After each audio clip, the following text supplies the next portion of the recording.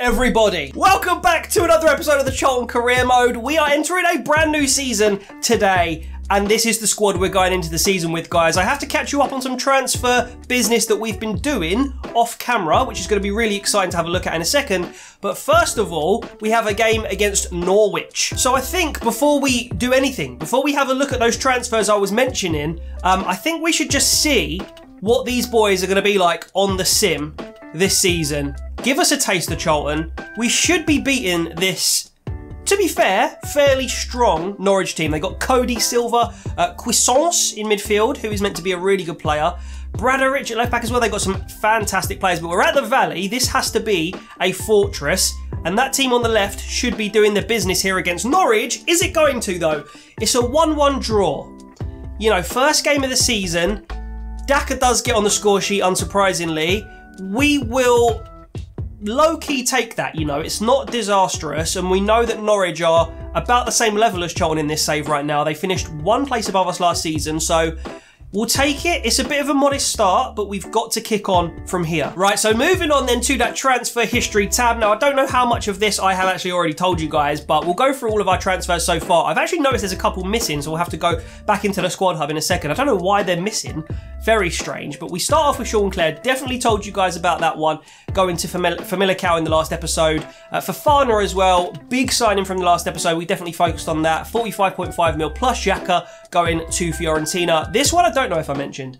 Ben Yedder had a good season with Charlton, but 8.6 million to Club Brugge. We actually got quite a lot of money for a 35-year-old striker there, which I'm very happy with. Gwilt then goes to Sporting on loan. We have Okazaki, who's finally left the club for 1.15 million. I think we have to salute this man just because he's been around for a long time.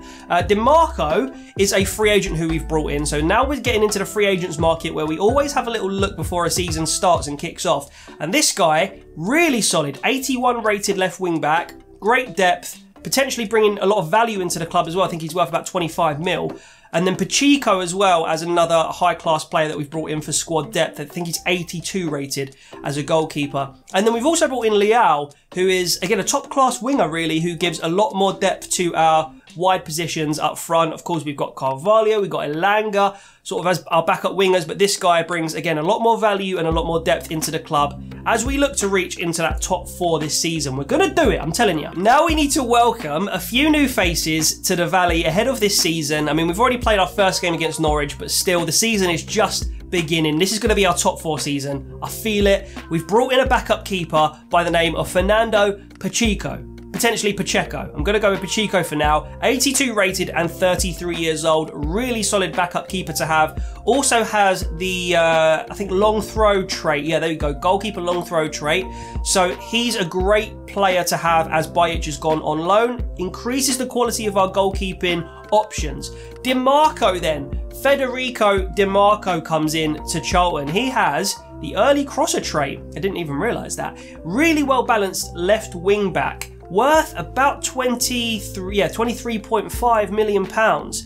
So brings a lot of value into the club and actually is currently our best rated left back, or I guess he's a left wing back, but still we could definitely play him at left back, no problems. And he has, again, really well balanced stats, great defending, great passing, dribbling, all that sort of stuff.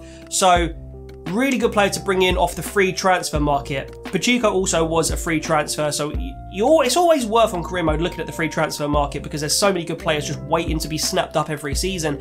We then have down here a couple of central midfielders which may raise a few eyebrows here. We've got this sort of gen player. He's not a real life player, but Martinho Andrade. He is coming in at a 68 rating at the age of 17. I'm probably going to just send him straight out on loan, maybe to the Championship or a similar type of league to the Championship, and hopefully he can go and spend a good season somewhere and become one of the top players in world football. That's a really good rating for a 17-year-old. We've got Leighton Clarkson who comes in, who basically becomes our fourth choice midfielder.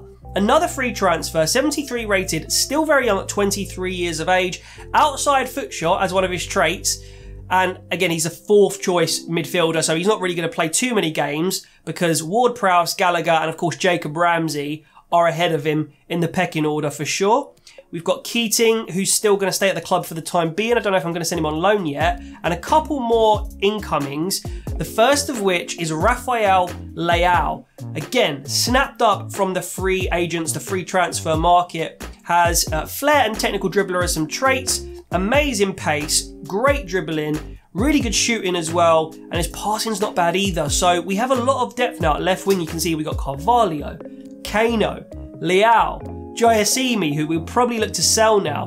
And then on the right, we've got Elanga and Mbeumo, and then Burns out on loan as well. We're a little bit thin up top. Actually, I thought there was another signing, but there isn't. That was the last one, Rafael Laeau. But yeah, we have only 2 strikers. However, I am going to actually have Kroening as my backup striker behind Daka. It's a big rating drop-off, don't get me wrong. But I'm going to have that be the case. And then we're going to probably look to promote someone from our youth academy. We've been investing in our youth academy. So a striker can come up through the ranks and become our 3rd choice. And Kroening, let's see if he can step up between now and the January transfer window. If he doesn't, if it's really looking problematic, or if we get an injury to Daka, for example, we do have £10 million there, plus a lot of value in the squad that we can look to do something with in the transfer market. For the time being, fairly happy with the squad, not looking to do anything to it really, unless like a major bid comes in. Daka, last thing before we stop waffling and actually move on to some more games and stuff like that. But Daka, of course, has gone up to an 88. And let me tell you, he's not many weeks off becoming an 89 as well. Therefore, I'm not really looking to sell this man, even for the like 150 million. I don't think it's worth it yet, because we can get more and more and more value out of him, and he's scoring so many goals on the pitch for us as well. So that's that. Guys, let's move on now. That is our starting lineup. I mean, the draw against Norwich is a little bit disappointing, but we've got more games to prove ourselves against Arsenal. Oh my God. Forest in the Cup and Liverpool. All right, let's get it. We're here in the Youth Academy now, and we're looking for that 3rd striker this season behind Daka, of course, Kroening. And I think it's going to be this guy. We've just changed his position from, I think it was a cam, or maybe a left winger, it says there, to a striker. Moldovan striker, 16 years old, 62 rated. Obviously, we don't ideally want to be starting him in any sort of major games, but with that being said, he does have an 84 maximum potential, and his minimum is 76, which is still decent Premier League level, I would say. So, with that being said, it's not ideal, and ideally if we had loads of spare capital, spare money, we'd go and buy like an 80-ish rated striker. But being resourceful, thinking of the future, and being Charlton, classic Charlton, bringing players through and that sort of thing, we are actually going to promote this very young striker, Radu Popescu, to the senior team. So he is a potential future 84 rated striker, there or thereabouts. Oh, boys and girls, we done it again. This guy is unreal. 18 years old, 79 rated. Get into my club right now, you little scallywag. Manuel Izquierdo, why are teams not snapping these kinds of players up? I simply do not understand. Je ne comprende. Where are you, little rascal? Come on then. Get into my club right now. 32 million this guy's worth, and no one has thought to sign him. Carimo needs to sort this kind of thing out, man. I mean, it's great that I have the opportunity to sign him, but it just seems a bit off, mate, doesn't it? Let's get him a rotation contract for 5 years. I mean, he's 18, right? So let's just get him straight in. We don't really need to offer him too much money. It says 22 is the recommended, so I'll go for 16k, and we'll submit that. And he is absolute. What a steal. What a steal. Arsenal now away, I was about to say at Highbury, away at the Emirates. They are 6, so they must have got a narrow win, or maybe a draw. I didn't even see. Have they really got Phil Jones in CDM? That can't be Phil Jones, right? Someone confirm that's not Phil Jones. Anyway, we're going to quick sim the match. This is going to be a tough one. Don't expect the 3 points here, but it's definitely possible with this squad we've now built. Let's have a look and see what we can do against Arsenal.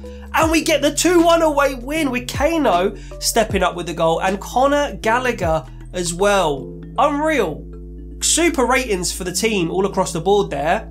Our worst is a 6.5, and they had some real flops. Looks like Harrison didn't play too well for them. Jones didn't play too well for them.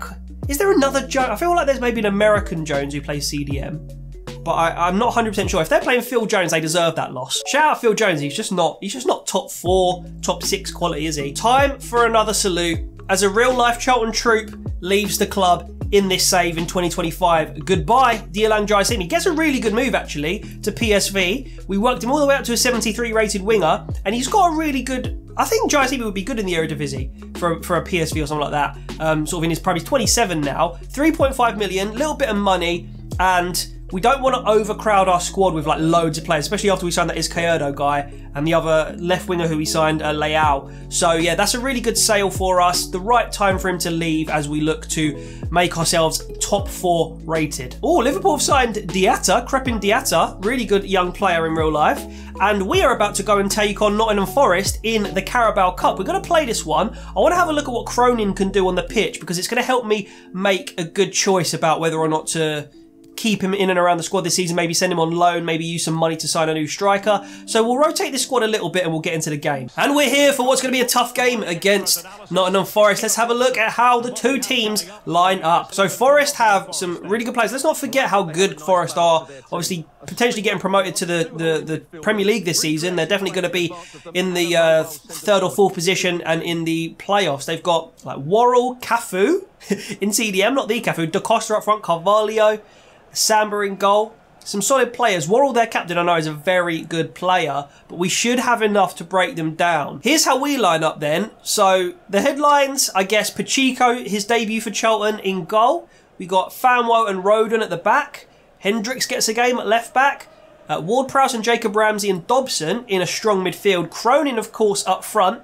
Elanga and Carvalho on the wings. Callum Britton comes in as well at right back. I wanted to play Ward-Prowse because I need my maestro in that midfield to just keep things ticking and just make sure we don't go too low strength for this game. So let's see if we can do it. Okay, Ward-Prowse straight in with a tackle. Cronin looking to link up with Carvalho. I don't really love that run from Cronin. That's got to be a foul. Hendricks coming into the box, bombing in there. That's a penalty, ref. There's no way that's not a pen. And we have changed our off-the-ball tactics. I think last season it was drop back off the ball, so everybody would just get back into shape. We've gone actually to pressure on heavy touch this season. So let's see how that affects us. Jacob Ramsey, oh, great challenge at the last second. I think that was from Worrell potentially.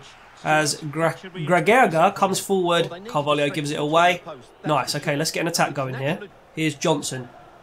Forward to... oh, Fanwo's there to make a challenge. We've lost it somehow. Mighton in the box. Strikes. And Pacheco's there to make a good save.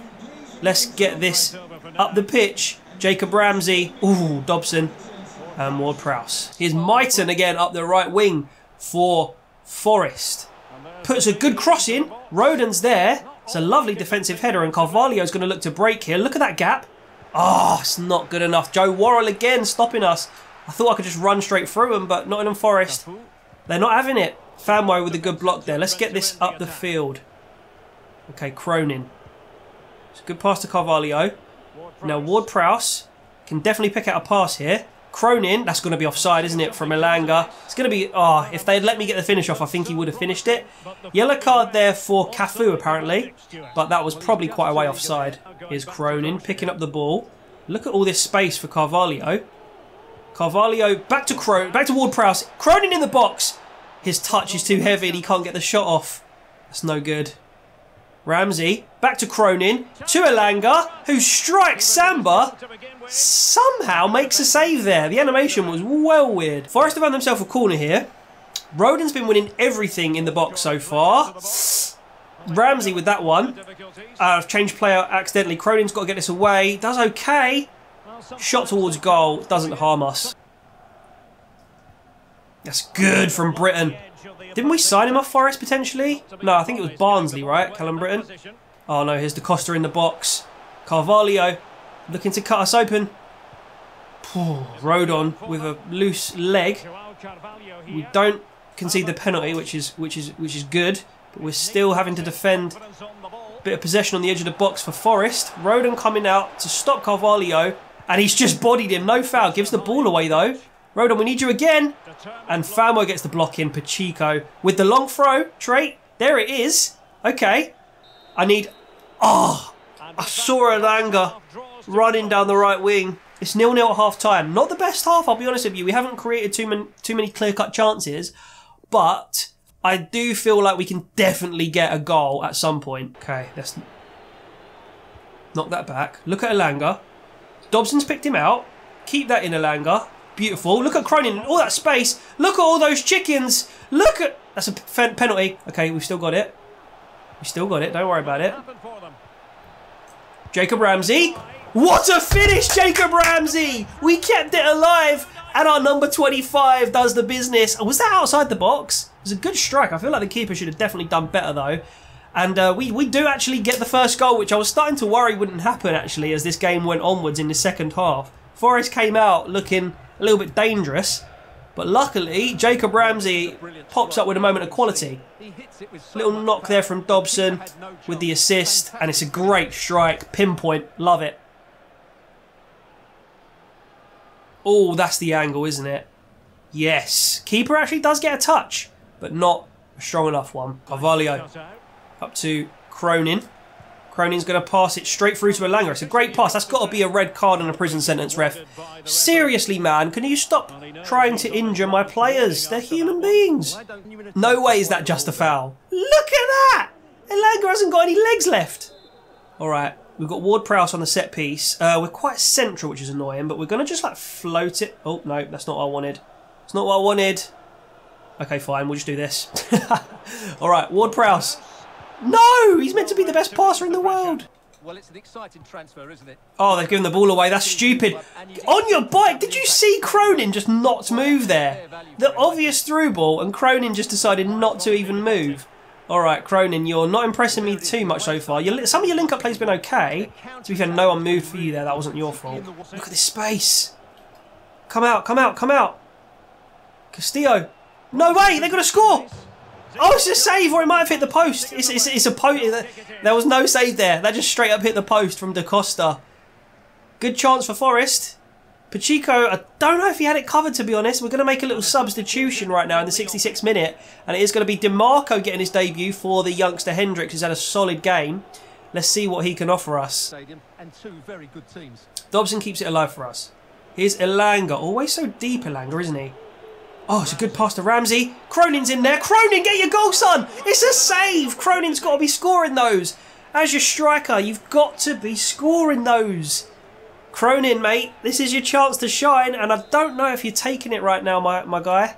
All right, Ward-Prowse, drive that corner in. Win that. All right, Worrell wins the header. Look at this, Ward-Prowse. Oh, it's a good run from Cronin. We didn't quite see it in time. Here's bang, bang. Yes, there's the goal for Cronin. Yes, my guy. Yes, my guy. The 20-year-old Irishman, I think he's Irish, grabs a goal in the Carabao Cup to get his season off to a flyer. As I said, he was a little bit not feeling very clinical, but that was such a good finish. Some of his link-up play has been really good, and that finish is unreal. Maybe he's left-footed. Probably should know these things. And our number 28 saying, look, mate, if you need Daka to have a rest this season, I'm here, gaffer.